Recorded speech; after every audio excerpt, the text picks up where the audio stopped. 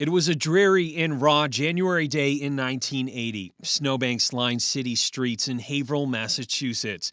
Darlene Pollock was standing in several inches of slush outside of her neighborhood convenience store, waiting to be picked up by a pimp. It was her 14th birthday. I just kind of looked out at a three-way intersection. I wondered, can anybody see me? But no one noticed Darlene as she climbed into a black Lincoln Continental and headed north. She was just sold to a businessman in Atkinson, New Hampshire. My buyer was very, very happy and tickled when I awkwardly took off my socks frozen to my feet, and I lost my balance. He just giggled.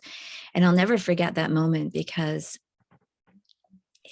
it sort of solidified for me that I was not actually a person, but just an implement for the use of someone's sexual gratification. You see, Darlene was just beginning a journey into a dark, dark world many of us know little about, but it's one that is all too familiar for Jasmine Grace Marino. You're not seen as a human. You're looked at as a product to be bought and sold. Jasmine was 19.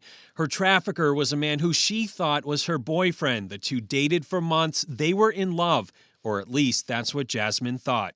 So he had total ulterior motives. I had no idea that I was, going to become his first one. He didn't have any other women working for him at the time. He was from the streets. He sold guns and drugs, and he knew that selling women would be a lot more profitable and a lot less risky.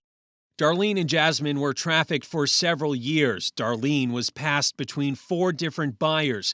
Jasmine was sent to a massage parlor in Hartford, Connecticut, before she was moved to another one in Kittery, Maine.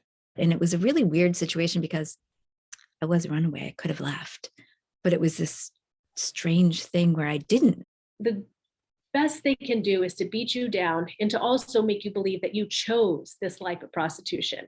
Darlene and Jasmine did not grow up in traditional homes and dealt with struggles at an early age. Circumstances traffickers look for in their victims, says Tori Neville, director of the New Hampshire Human Trafficking Collaborative Task Force.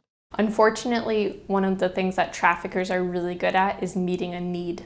And so whether that need might be related to a drug addiction, whether that need might be related to neglect that a child is facing, whether that need might be socioeconomic. In 2021, task force investigators responded to more than 100 tips about human trafficking in New Hampshire, with potential victims in every county ranging in ages from 3 to more than 60 years old.